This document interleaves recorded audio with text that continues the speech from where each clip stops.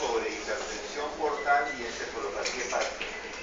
Bueno, aquí dice esto, ya es un extra, pero eso lo vamos a dejar porque el doctor Vega creo que tiene su clase de así. Vamos a hablar sobre hipertensión portal. Lo primero que tenemos que hacer es evaluar la definición. Cuando hablamos del síndrome de hipertensión portal, hablamos del conjunto de síntomas y signos que aparecen como resultado de la elevación de la presión en el sistema venoso portal. La hipertensión portal está dada por el aumento patológico de la presión venosa de la porta que excede en 5 milímetros de mercurio la presión de la vena cava inferior, que en la práctica es la medición de la presión portal de 8 milímetros de mercurio más. En la práctica nadie mide la presión portal. Para medir la presión portal es complicado, ¿no? Porque se tendría que hacer anteriormente con la hipertensión portal, lo que se hacía es que con una aguja uno determinaba la presión a nivel del vaso. Y hay otras técnicas, pero hay otras técnicas que son un poquito más complicadas. Lo que vamos a ver más bien es la definición, pero vamos a ver los aspectos clínicos de lo que es la hipertensión portal, ¿no? Cómo se manifiesta. Saber que la presión está dada por el flujo sanguíneo y la resistencia. Y al final, la hipertensión arterial va a tener que ver con estos aspectos para que ocurra. La fisiopatología, la causa más común de la hipertensión portal es la cirrosis hepática. Es la más común, pero no es la única causa. Hay un componente fijo en este problema de cirrosis hepática, que es la disminución de la arquitectura hepática. Entonces, en el paciente que tiene hipertensión portal por cirrosis, el hígado tiene como una trama rígida por la fibrosis que hay en la presentación hepática, y eso va a hacer que haya un aumento de la resistencia. Ese es un componente fijo en el paciente con hipertensión portal de tipo cirrótico, y un componente dinámico que es la alteración de la vasodilatación intrahepática. Normalmente hay una vasodilatación, esto se altera, le va a haber una vasoconstricción, va a haber una vasodilatación disminuida, y eso tiene que ver con factores como el óxido nitroso, ¿no? Ya viendo la fisiopatología de hipertensión portal. Y también va a haber una vasoconstricción aumentada por un aumento de la endotelina. Entonces, vasodilatación disminuida y vasoconstricción aumentada, entonces eso va a determinar que va a haber una dificultad para el flujo sanguíneo. Recordar que el aporte sanguíneo al hígado está dado en el 30% por la arteria hepática y el 70% por la vena porta. Entonces, si bien el sistema venoso es sangre como que ya ha tenido cierto consumo de oxígeno, como esta sangre de la porta, como vamos a ver anatómicamente, viene de la absorción de nutrientes del tubo digestivo, entonces es una sangre que tiene un aporte sanguíneo de oxígeno importante. El drenaje sanguíneo es a través de la vena hepática derecha e izquierda. El flujo sanguíneo por minuto en el hígado es un flujo sanguíneo que va entre 1 litro 300 y 1 litro 500 de sangre. Quiere decir que un problema en el hígado va a ser que una parte importante de la cantidad de sangre que hay en el sistema sanguíneo se va a quedar, va a estar en riesgo o a tener problemas. Saber que el aporte sanguíneo, el aporte de oxígeno está dado el 50% por la arteria hepática y el 50% por la vena porta. Ver acá, entonces, bueno, acá sí, el 80% y 20%, bueno, 30-70%, esto es un poco, el aporte arterial nos dicen entre 20 y 30, y el aporte sanguíneo por la vena porta, que es el 70 o 80%. Saber que la porta está formada por dos grandes componentes, que es la vena esplénica, que tiene también la conexión con la vena mesentérica inferior y la vena mesentérica superior, que al confluir forman la vena porta. Es una vena que no es muy larga, máximo 12 centímetros de longitud. Pero la importancia que tiene la porta es que ahí confluye toda la irrigación sanguínea de todo el tubo digestivo. Acá es otro esquema en el cual cómo se ve el aporte de la esplénica, la vena mesentérica superior, saber que ese trayecto de la porta, acá un aspecto clínico que siempre yo lo remarco en las clases, es que la vena umbilical es una colateral de la vena porta que tiene como característica que como su nombre indica, llega al ombligo. Entonces, cuando hay algún problema de obstrucción de la vena porta, se va a producir un aumento del drenaje de la vena umbilical y vamos a ver las características de circulación colateral o la cabeza de medusa o circulación abdominal superficial. Y que un punto diferencial importante es que si el problema de la hipertensión portal es por debajo de la vena umbilical, entonces si el problema es una trombosis de la porta, entonces no va a haber esta exageración o notoriedad de circulación colateral. Entonces, cuando el paciente tiene un problema de trombosis de la porta, nunca va a haber circulación colateral. Para que exista circulación colateral, es decir, que aumento de la vena umbilical, tiene que ser hipertensión portal hepática o poshepática, pero nunca prehepática. Ese es un dato que siempre les decimos, porque esto, claro, es un poco revisión de la parte anatómica, la parte fisiológica, pero desde el punto de vista clínico, ese es un dato que nos puede ayudar en algún caso.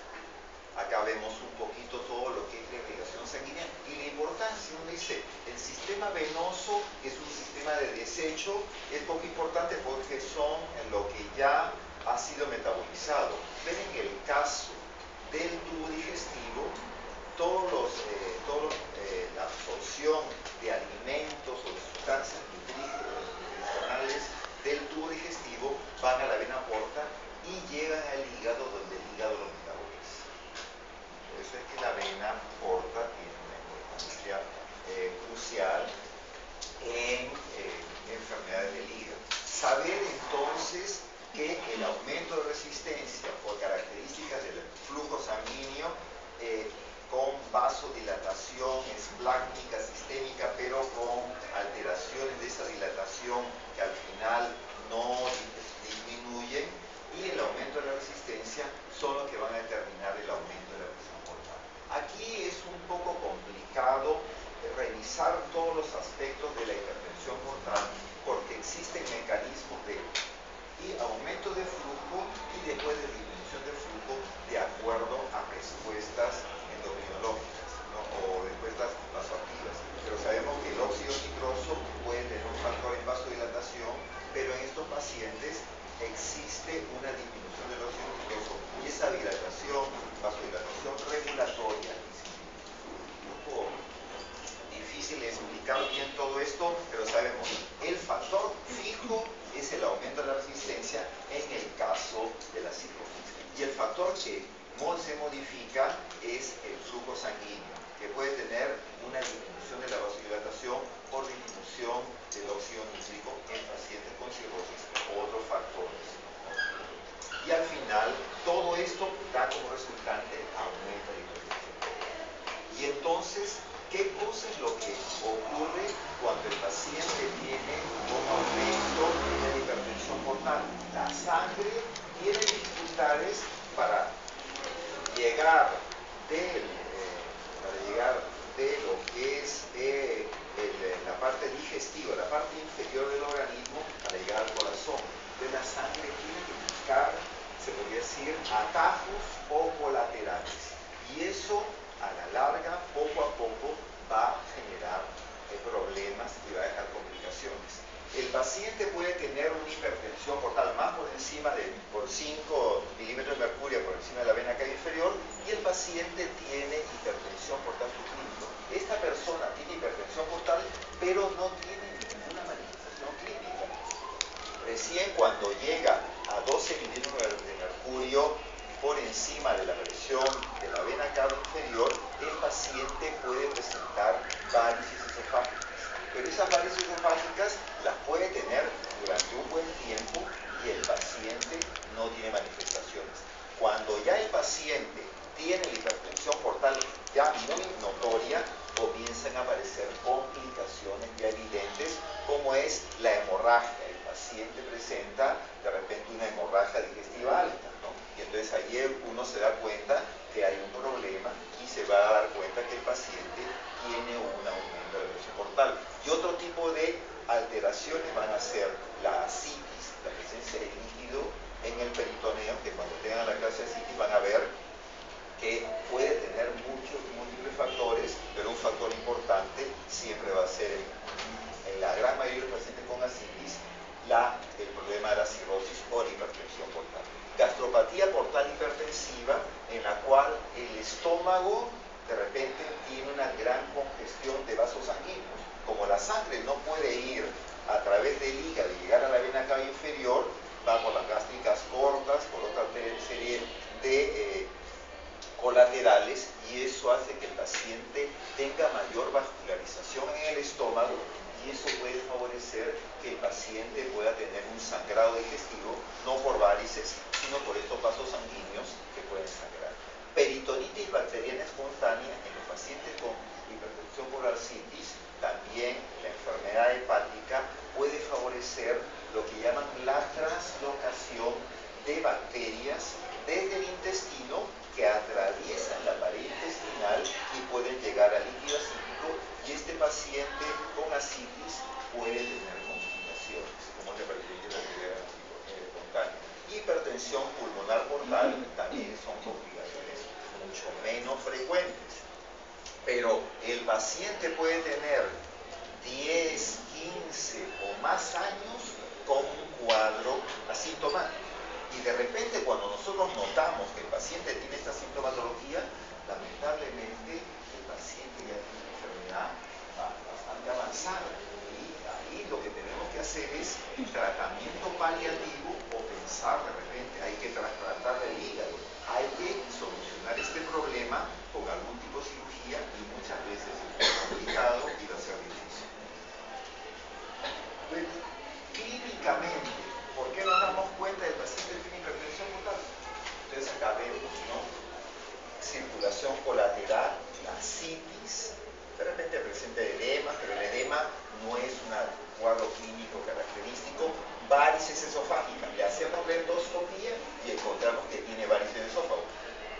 Y presencia de hemorroides. Claro, todos los pacientes con hemorroides no son por hipertensión portal. Generalmente, y eso es lo que ocurre, que a veces operan a un paciente con un hemorroide pensando que es un hemorroide simple, y resulta que es la manifestación de hipertensión portal, y esos pacientes que los operan por una hemorroide pensando que es una hemorroide sencilla y que no es por una forma de comunicación, la operación les va a resultar complicada y pueden tener sangrados, dificultades, ¿no? Pero el paciente clínicamente lo vamos a ver como esto, lo más característico. Y a partir de esto, uno pensará, de repente es el hígado, de repente hay un aumento de hipertensión portal, y tenemos que ver cómo solucionarlo. Saber que cuando el paciente tiene la circulación colateral, hay como dos grandes tipos de circulación colateral. Una que es la que viene a partir de la región umbilical, de la vena umbilical, que tiene una característica, es como que se fuga del centro, lo que llaman hepatofuga, en este caso se fuga. La dirección, si uno ve la dirección del flujo sanguíneo de la secreción umbilical, va a ver que el flujo sanguíneo puede ir hacia abajo o hacia arriba de acuerdo a la dirección colateral. En el caso de que el paciente tiene una obstrucción cava, el flujo sanguíneo siempre se dirige hacia arriba. Circulación colateral de tipo portal central y con la dirección de la sangre que se fuga de la región umbilical. Cava es más periférica, más espontánea. Eso es un dato importante en los aspectos clínicos de hipertensión portal. y circulación colateral. A veces no se nota tan claro, como vemos esta imagen que la hemos tomado y que es muy bien clara, no se ve así tan fácilmente. A veces los vasos sanguíneos apenas se tiene una pequeña imagen, una silueta por debajo de la piel de la circulación.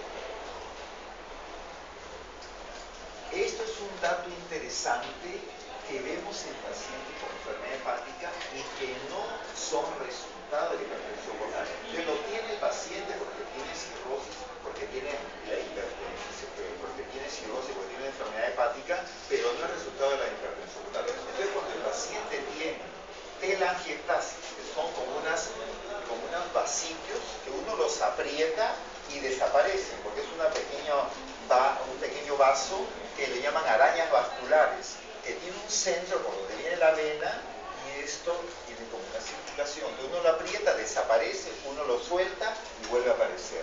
O la piel papel moneda. Esto es resultado no de la hipertensión portal, sino es el resultado que en estas personas, en los cirróticos, tienen estrógenos, tanto hombres como mujeres van a tener estrógenos. El varón produce estrógenos a través de la corteza suprarrenal y estos estrógenos son metabolizados y son degradados por el hígado. Pero como el hígado está fallando, el hígado tiene un metabolismo lento y la vida de los estrógenos es mayor y entonces eso hace que estos estrógenos tienen un factor de angiogénesis, ayudan a formar vasos sanguíneos, porque si vemos en la mujer, en el ciclo menstrual, eso ayuda para que el útero tenga una mayor formación de vasos sanguíneos y tenga el periodo menstrual. En el cirrótico, hombre o mujer, esos estrógenos que tienen un tiempo de vida media prolongado, porque el hígado no lo puede metabolizar, favorecen esto. El eritema palmar o las palmas hepáticas es algo similar, favorecen la angiogénesis. Circulación cava, ya hemos visto que no es problema de la porta, pero a veces puede haber. Y la presencia de ginecomastia, de repente en un paciente cirrótico, vemos que también es un factor hormonal en el cual el hígado no metaboliza bien la hormona lutotrófica, la hormona que favorece el crecimiento de la mama, y en el paciente varón puede haber ginecomastia. Pero todo esto es causa de enfermedad hepática crónica, pero no es consecuencia de hipertensión. Para saber que, como está muy pegado, a veces uno piensa que este paciente todo es por culpa de hipertensión portal, pero no es por hipertensión. Saber que la hipertensión portal puede darnos complicaciones no hemorrágicas, como son la citis que puede ser refractaria, que no responde al tratamiento. Generalmente la citis tiene que ver una serie de factores. Cuando tengan la clase de citis van a ver que la citis tiene que ver con la presión, la fuerza de Starling, la albúmina, los ganglios linfáticos, y esto, bueno, hay que dar un tratamiento para los pacientes. El síndrome hepatorrenal, que es cuando el hígado y hay un secuestro de circulación que hace que llegue poca filtración glomerular al riñón, y entonces el riñón, pese a que hay poco cantidad de líquido, retiene líquido y el paciente ya no orina. Está con bastante líquido, está con ascitis, pero sin embargo no orina y el paciente hace un síndrome hepatorrenal. El hígado, el riñón funciona bien, pero como la filtración glomerular está un poco baja, entonces el riñón no produce una diuresis adecuada. Y esos pacientes con síndrome hepatorrenal generalmente son pacientes que están llegando al estado final de la enfermedad hepática, y la solución es hacer un shunt de Levin, hay que hacer un shunt de hepatorrenal, trasplante hepático, pero generalmente es un dato que la enfermedad está muy complicada. Peritonitis bacteriana espontánea, ya habíamos visto que es un tipo de complicación en los ascíticos por hipertensión portal. Encefalopatía hepática, que también es una clase que vamos a dar ahora, es una complicación de la hipertensión portal por la cual la sangre con las sustancias que vienen del intestino no llega en cantidad suficiente al hígado, y aparte de eso el hígado no sintetiza adecuadamente estas sustancias tóxicas y llegan al sistema nervioso y producen la manifestación de y las manifestaciones hemorrágicas, que son por el aumento de las colaterales, y lo más temido es el sangrado de las varices o el sangrado de esta gastropatía portal hipertensiva. El sangrado hemorroidal también puede ser importante, pero generalmente no es una complicación tan severa. Entonces aquí, la hipertensión portal, hay varios factores. Incremento de la presión en los capilares peritoneales, como que es un factor importante para la generación de asitis. Estos shunts cortocircuitos portosistémicos van a ser importantes para el desarrollo de colaterales, hemorroides, varices, intoxicación amoníaca, básicamente los productos nitrogenados, y eso produce encefalopatía hepática, o también la sangre comienza a ir, regresa a la zona del vaso y se produce esplenomegalia, y esto va a producir un hiperestretismo secundario. El vaso crece demasiado y comienza a aumentar la destrucción de glóbulos rojos, que de repente no son glóbulos rojos que deberían destruirse, pero hay un hiperestretismo secundario y puede haber anemia, leucopenia o trombocitopenia. El paciente que tiene una hipertensión portal con una esplenomegalia muy importante, esto puede ocurrir. Entonces son consecuencias funcionales de la hipertensión. Aquí hay un esquema, es un esquema que siempre ponemos para poder diferenciar con algunos aspectos clínicos. En medicina no hay de todas maneras verdad de 100%, pero estas son las características clínicas del paciente que tiene hipertensión portal de acuerdo a la localización. Es decir, por ejemplo, la hipertensión portal es más allá del hígado, por obstrucción de la vena cava inferior, por un problema de pericarditis o un síndrome de Budd-Chiari, en el cual hay un problema de la vena cava también. Entonces el paciente lo que va a presentar clínicamente es hepatomegalia, no hay esplenomegalia, pero sí el paciente puede presentar asitis. Cuando ya está en el hígado, hay como 3 grandes zonas que el hígado puede ser afectado.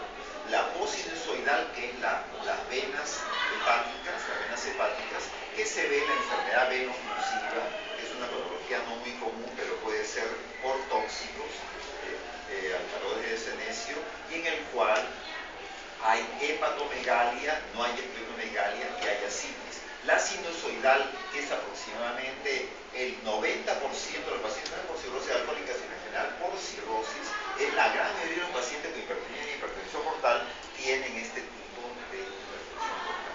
Y en estos pacientes el hígado generalmente es pequeño, puede haber esplenomegalia, como a veces no hay, y hay asitis en la gran mayoría de los pacientes.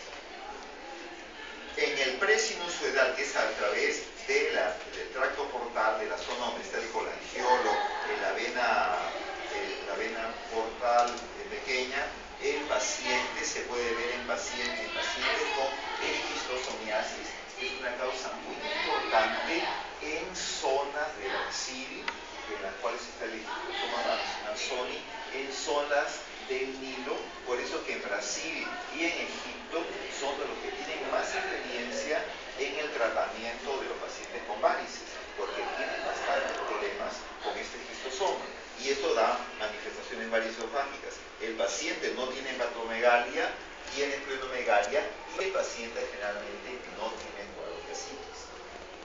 Y la prehepática, que también siempre hay que considerarla, el paciente no tiene hepatomegalia, tiene esplenomegalia y no presenta asitis. Lo más característico es la trombosis de la vena porta, trombosis de la vena esplénica o carcinoma. Entonces, este problema de hipertensión portal prehepático es la causa más común de hemorragia digestiva alta en el niño pequeño, de 4 a 5 años. Un niñito de 4 o 5 años o 6 años que de repente vomita sangre, me dice, pero ¿qué ha pasado? ¿No? Úlceras del duodeno, úlceras gástricas, esa edad no es frecuente. historia de que al nacer o en los primeros meses tuvieron algún problema de, por ejemplo, una infección de la vena umbilical. Tuvieron en el parto, digamos, eso ocurre más en partos domiciliarios o zonas rurales en las cuales todavía las parteras le cortan con una tijera de repente que no ha estado bien desinfectada y se produce una onfalitis, una inflamación del ombliguito, del cordón umbilical, y eso va a generar que esa inflamación produzca una trombosis. En nuestro medio lo que vemos a veces es el niñito prematuro o el niñito que nació con una infección sobreagregada y entonces se queda en la unidad de cuidados intensivos neonatales y ahí le ponen sondas para, como el niño muy pequeñito, no tiene vasos sanguíneos, y le canulan las mismas venas del ombliguito y eso le va pasando antibióticos o la destroza y eso puede producir como que exista una trombosis de esa vena y el paciente se va de alta, todo no hay problema y con el transcurso de los años se produce una trombosis de la vena porta y puede tener manifestaciones diferentes. Y esto es importante hacer el diagnóstico porque un paciente que tiene una trombosis de la vena porta, uno le hace un trasplante de una vena safena, ¿no? De una vena de las extremidades inferiores y se saca esa porta trombosada y la enfermedad se cura 100%. Si es que este niñito pasa el tiempo y no se produce una solución del cuadro, entonces a la larga va a complicarse esa hipertensión portal prehepática en un cuadro de una hipertensión portal y una cirrosis hepática. Y eso ya, como que no va a tener una curación o el tratamiento va a ser mucho más complicado. Entonces, es importante entonces saber que la hipertensión portal, la gran mayoría de los casos es cirrosis, pero hay causas que pueden curarse y hay que saber diferenciar algunas características. Entonces, acá como un punto importante vamos a tener si es que tiene el hígado crecido o no, tiene vaso crecido o no, hay ascitis y eso nos puede ayudar un poquito. Acá causas de hipertensión portal prehepáticas por una obstrucción de la porta, por anomalías congénitas de la porta, por una infección umbilical en el neonato, posapendicitis en el niño, poscirugía biliar, trombosis portal postraumática, deshidratación extrema que debe hacer, ¿no? Que entonces hay una deshidratación que existe que hace que la sangre esté tan viscosa que puede obstruir la vena porta, neoplasias infiltradas de la porta, enfermedades sanguíneas que aumentan la coagulación, como policitemia, mielofibrosis. Esa es una causa importante de prehepáticas. Hepáticas presinusoidal en el espacio porta, epitoponiasis, sarcoidosis, cirrosis biliar, fibrosis hepática congénita, tóxica, cloruro de vinilo, cobre acético, siempre preguntar, pongamos cloruro de vinilo, hay empresas en las cuales puede haber ese riesgo, ¿no? Anteriormente también había datos de tungsteno en pacientes que trabajan en la Boeing, que hace los jets, ¿no? Y estos tienen una cubierta protectora de tungsteno para que la cabina antimática se mantenga pues a una temperatura adecuada, mientras que afuera, los que han viajado a veces ven temperatura en el exterior menos 60 grados centígrados, y uno está ahí todo bien cómodo con la temperatura normal, pero esa cubierta de tungsteno en los trabajadores producía problemas de alteración de trombosis a nivel presinusoidal en el espacio porta y el paciente hacía hipertensión portal y hacía todas las manifestaciones de hemorragias e inclusive podía complicarse, ¿no? Sinusoidal, la cirrosis o la hiperplasia nodular regenerativa. Y finalmente, repetir, posinusoidal, enfermedad veno-oclusiva. En nuestro medio, esta tóxica de servicio, le hemos visto nosotros unos cuantos casos en personas que han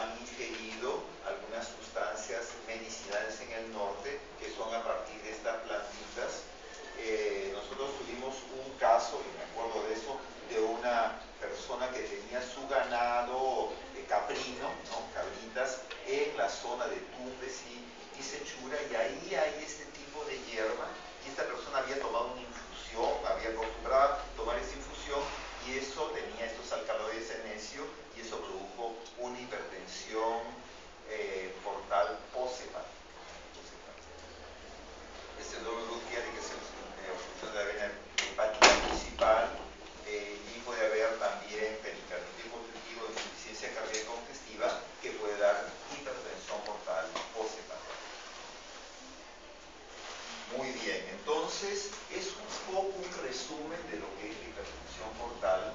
Esto se lo dejo para que si en caso quieren revisarlo, ¿no? Esto es de la citis. Para acá que tengo yo después un cuadrito bien bonito que después ahí lo van a ver, eso después. Ya, esto lo guardo para que lo vean, lo revisen. Este cuadro, cuando hagan la parte de clínica, cuando sean internos, este cuadro para ver cómo se hace el diagnóstico diferencial de la citis es muy bonito, y que justo en este último año encontré una revisión interesante y práctica